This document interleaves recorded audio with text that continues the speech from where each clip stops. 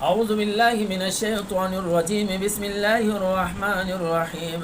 وقالت اليهود ليست النصارى على شيء وقالت النصارى ليست اليهود على شيء وهم يتلون الكتاب كذلك قال الذين لا يعلمون مثل قولهم فالله يحكم بينهم يوم القيامة فيما كانوا فيه يختلفون صدق الله مولانا العظیم۔ ترجمہ آیت کا اس طرح ہے، یہودی کہتے ہیں کہ نصارہ حق پر نہیں ہے یا نصارہ کسی چیز پر نہیں، ایسے ہی نصارہ کہتے ہیں کہ یہودی کسی مذہب پر نہیں، حالانکہ وہ کتاب کی تلاوت کرتے ہیں۔ اور اسی طرح ان لوگوں نے بھی کہا جو کچھ نہیں جانتے، انہی کی طرح بات کہی۔ اللہ تعالیٰ ان کے درمیان فیصلہ فرمائے گا جس میں وہ اختلاف کر رہے ہیں۔ یہودی جنہیں اللہ تعالیٰ نے تورات عطا فرمائی، اس میں حضرت عیسیٰ علیہ السلام کا بھی تذکرہ اور نبی آخر الزمان صلی اللہ علیہ وسلم کا بھی تذکرہ، تو انہوں نے ظاہر ہے کہ جو ایک مذہب کو جھوٹا کہے گا تو وہ دوسرے مذہب کو بھی جھوٹا کہے گا، ان کے مزاج میں شامل ہوگا۔ تو انہوں نے اپنے علاوہ جیسے نبی پاک علیہ الصلاۃ والسلام کو جھوٹا کہا، ایسا ہی خود بنی اسرائیل میں سے جو رسول آئے حضرت عیسیٰ علیہ السلام، ان کا بھی نعوذ باللہ انکار کیا، اور پوری جرأت کے ساتھ، پوری جسارت کے ساتھ یہ کہہ اٹھے کہ نصارہ کسی چیز پر نہیں، یعنی نصارہ کو کے پاس کوئی مذہب نہیں، کوئی حق نہیں، سراسر انکار کر دیا۔ ان کا انکار گویا انجیل کا انکار ہے، ان کا انکار حضرت عیسیٰ علیہ السلام کا انکار، اس کے منزل من السماء ہونے کا انکار۔ عیسائیت کو آئے ہوئے بھی 600 سال ہو چکے تھے، دنیا میں عیسائیت عام ہو چکی ہوگی، لیکن انہوں نے اس کا سرے سے انکار کر دیا۔ نجران کے عیسائی حضور پاک صلی اللہ علیہ وسلم کی خدمت میں آئے تو مدینہ کے آس پاس کے جو یہودار جو تھے، علماء جو تھے، وہ آئے اور انہوں نے عیسائیوں سے بحث مباحثہ کیا۔ اس بحث مباحثے میں انہوں نے سرے سے کہہ دیا کہ عیسائیت کوئی مذہب نہیں ہے، عیسائیت کی کوئی حقیقت نہیں، سرے سے انکار کر دیا۔ شہر نجران سے جو عیسائی آئے تھے اور ان کے پیشوا جو آئے تھے، انہوں نے بھی کہہ دیا کہ یہودیت بھی کوئی چیز نہیں ہے۔ تو ادھر یہودیوں نے عیسائیت کا انکار کیا، عیسائیوں نے یہودیت کا انکار کیا، یہ معاملہ ہے۔ قرآن پاک دونوں کے بارے میں کہتا ہے کہ وہ یتلون الکتاب، حالانکہ وہ کتاب پڑھتے ہیں۔ یہودی جیسے تورات میں حضرت عیسیٰ علیہ السلام کا تذکرہ پڑھتے ہیں، ایسا ہی عیسائی انجیل میں کہا کہ حضرت عیسیٰ علیہ السلام کا تذکرہ پڑھتے ہیں۔ تو اندازہ لگائیے انسان جب گرتا ہے، جب وہ بھٹکتا ہے، تو پھر کن کن چیزوں کا اور کن کن مسلمات کا انکار کرتا ہے۔ اندازہ لگائیے کہ عیسائیت 600 سال ہو گئے تھے عیسائیت کو آئے، دنیا میں پھیلا، حضرت عیسیٰ علیہ السلام کی تعلیم عام ہوئی، لیکن یہودیوں نے سرے سے اس کا انکار کر دیا۔ ہر جگہ یہودیت تھی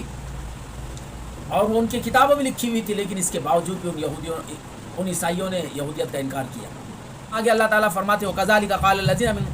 الذین لا یعلمون مثل قولہم، جو لوگ جانتے نہیں انہوں نے بھی اسی طرح کی بات کہی۔ اس سے کون مراد ہے؟ مختلف لوگ اس سے، مختلف افراد اس سے مراد لیے گئے، لیکن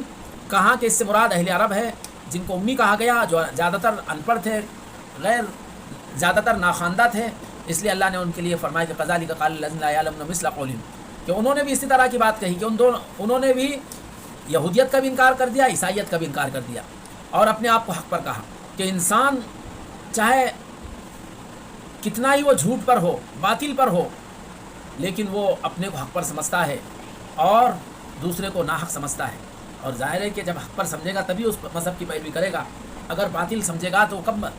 وہ پھر کیوں اس مذہب کی پیروی کرے؟ عرب میں اور عرب کے آس پاس یہ 3 مذہب یا 3 طریقے کے لوگ تھے، یہودیت تھی، عیسائیت تھی اور مشرکین تھے۔ ان تینوں سے اسلام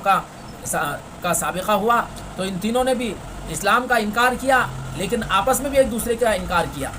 آپس میں بھی ایک دوسرے کی تکفیر کی، ہر ایک دوسرے کو کافر کہتا، ہر ایک دوسرے کا انکار کرتا، یہ معاملہ۔ آج امت کے حال کا بھی جائزہ لیجئے کہ امت مختلف فرقوں میں بٹی ہوئی ہے، ایک دوسرے سے دست و گریباں ہے، ایک دوسرے کی تکفیر میں لگی ہوئی ہے، اور ایک دوسرے کو کافر ٹھہرانے پر لگی ہوئی ہے۔ شیعہ سنی کو، سنی شیعہ کو، بریلوی غیر بریلوی کو، غیر بریلوی بریلوی کو، دیوبندی غیر دیوبندی کو اور غیر دیوبندی دیوبندی کو، مقلد غیر مقلد کو اور غیر مقلد مقلد کو۔ الغرض امت چھوٹی چھوٹی باتوں کی بنیاد پر ایک دوسرے کو کافر ٹھہرا رہی ہے، اور ایک دوسرے کو کافر کہہ رہی ہیں، حالانکہ اللہ تعالیٰ نے قرآن پاک میں صاف طور پر واضح فرما دیا، پچھلی آیت میں فرمایا کہ من اسلم وجہہ للہ وہو محسن، دو پیمانے بتلا دیے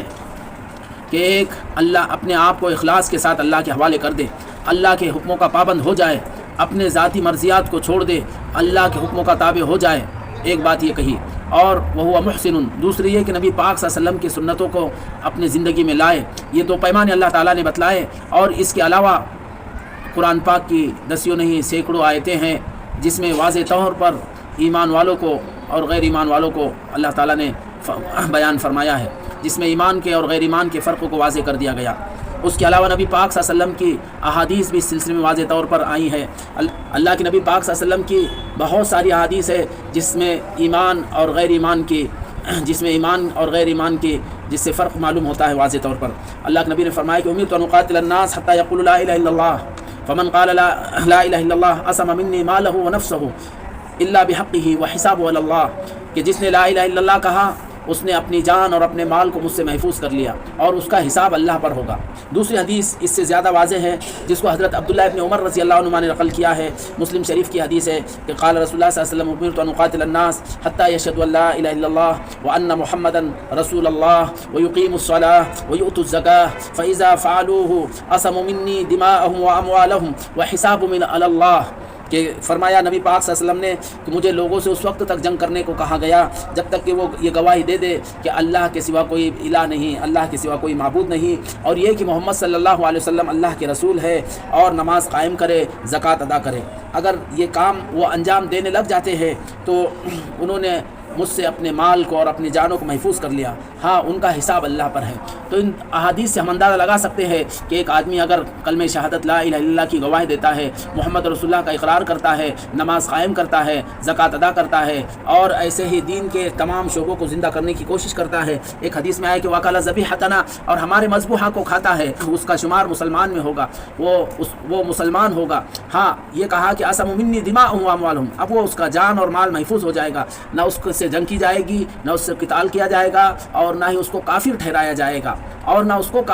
جائے گا، ہاں وہ حساب اللہ، ان کے باطن کا جو معاملہ ہے، ان کے اندرون کا جو معاملہ ہے، اس کا معاملہ اللہ کے حوالے ہے۔ ہم باطن کے اور اس کے اندرون کے پابند نہیں ہے کہ اس کے اندر میں وہ اس کی حقیقت ہے یا نہیں۔ ظاہری طور پر جو دین کے جو بنیادی ارکان ہیں، اہم شعبے ہیں، اگر کوئی اس کا اقرار کرتا ہے تو وہ مسلمان ہے، اس کو کافر کہنا حرام ہے، اس کو کافر کہنا ناجائز ہے۔ بلکہ نبی پاک صلی اللہ علیہ وسلم کی احادیث اس سلسلے میں بہت واضح طور پر آئی ہیں، جو امام مسلم ہی نے نقل کیا ہے کہ حضرت عبداللہ ابن عمر کہتے ہیں کہ قال رسول اللہ صلی اللہ علیہ وسلم ایما امرئ قال لاخیہ کافر فقد باء بها احدهما ان كان كما قال والا رجعت علیہ، کہ رسول پاک صلی اللہ علیہ وسلم نے فرمایا کہ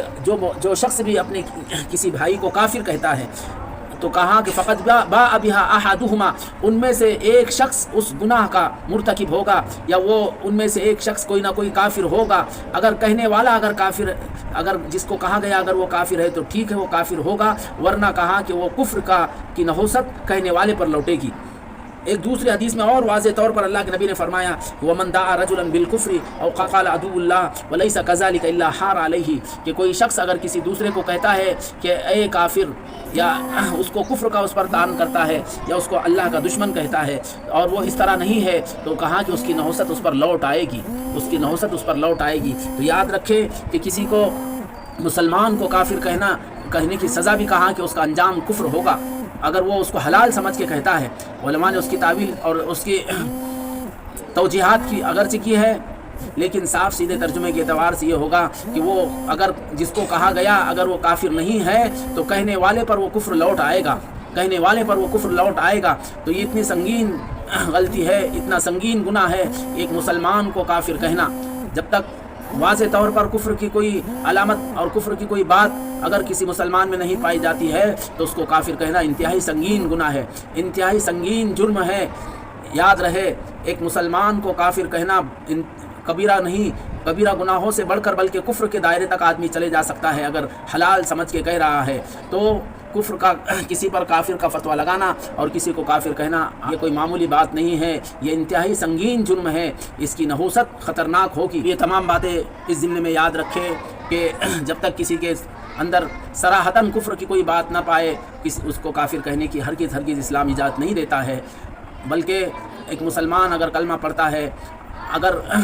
کلمے کا اقرار کرتا ہے، لا الہ الا اللہ محمد رسول اللہ کا اقرار کرتا ہے اور شریعت کے دین کے جو بنیادی عقائد ہیں اس کو مانتا ہے، تو ایسی شکل میں اس کو کافر کہنا حرام ہے، بلکہ اس سے بھی بڑھ کر اور کہا جائے کہ اگر حلال سمجھ کے کہتا ہے اس ایسے شخص کو کافر، تو وہ کفر کے دائرے میں داخل ہونے کا ان کا اندیشہ ہے۔ اللہ سے ہم دعا کرتے ہیں کہ اللہ تعالی ہماری حفاظت فرمائے اور اللہ تعالی ہمارا ایمان پر خاتمہ نصیب فرمائے۔ آمین، وآخر دعوانا الحمدللہ رب العالمین۔